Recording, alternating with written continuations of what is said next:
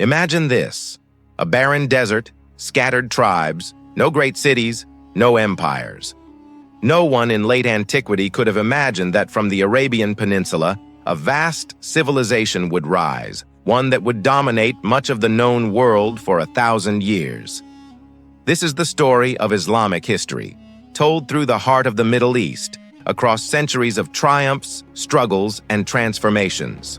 In the 6th century, Arabia was overshadowed by two superpowers, the Persian Sasanian Empire to the east and the Christian Byzantine Empire to the west.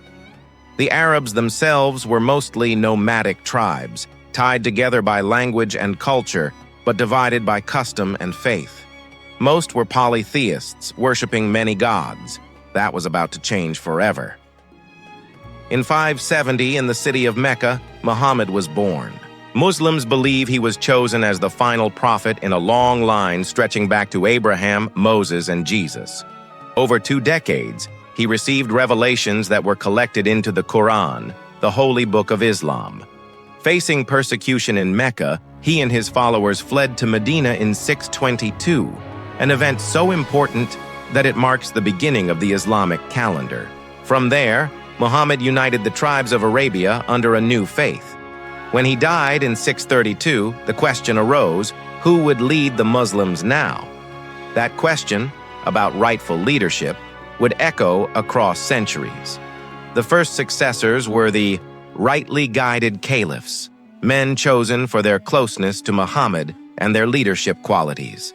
In just 30 years, they oversaw astonishing conquests, defeating the Byzantines in the Middle East and crushing the once mighty Sasanian Empire.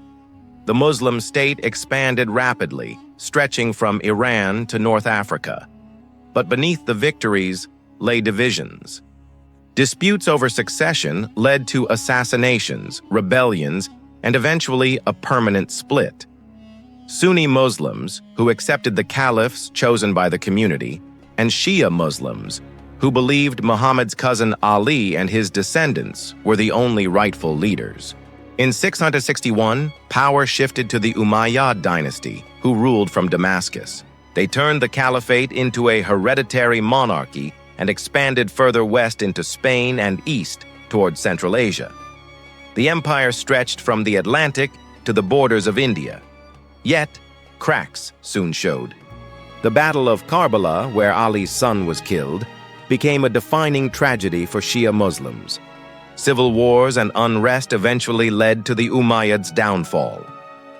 In 750, the Abbasids came to power, moving the capital to Baghdad. This city quickly became the jewel of the Islamic world, a hub of culture, science, and trade. During the so-called Golden Age, scholars translated Greek philosophy, advanced medicine, pioneered mathematics, and mapped the stars. Baghdad was the largest city on earth, a symbol of wealth and learning. Stories from this era even echo in the tales of Arabian Nights.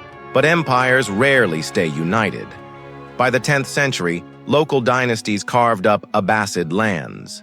In Egypt, the Fatimids established Cairo as a rival capital. In Iran and Iraq, Persian rulers held real power while Abbasid caliphs became figureheads. Meanwhile, Turkish nomads from Central Asia converted to Islam, migrated into the region, and rose to dominance. The Seljuks became the great defenders of Sunni Islam, even as they controlled the Abbasid caliphs. Their victory over Byzantium at the Battle of Manzikert in 1071 opened Anatolia to Turkish settlement, laying the foundation for modern Turkey. Then came the Crusades. In 1099, European knights captured Jerusalem, shocking the Muslim world. For 2 centuries, Crusader states clung to the eastern Mediterranean, but leaders like Saladin, the great Kurdish general, fought back. In 1187, he retook Jerusalem, cementing his reputation as a unifier and warrior. Yet the greatest shock was still to come. In the 13th century, the Mongols swept across Asia. In 1258, they stormed Baghdad, burned its libraries, and killed the last Abbasid caliph. The destruction marked the end of the Islamic Golden Age. But the story didn't end there. New powers rose.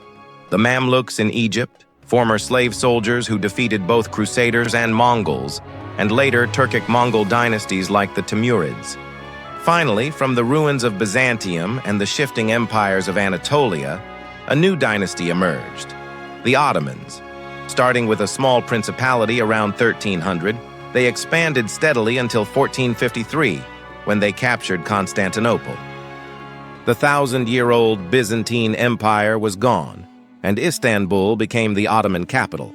The Ottomans went on to build one of history's longest-lasting empires, stretching across the Middle East, North Africa, and southeastern Europe. By the 16th century, the Islamic world was led by three great powers: the Sunni Ottomans, the Shia Safavids in Persia, and the Mughals in India.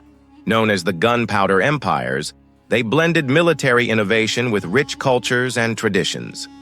The last caliphate, the Ottoman Empire, endured for 6 centuries until it finally collapsed in the aftermath of World War I. From desert tribes to world-spanning empires, the history of Islam is a story of faith, power, and transformation.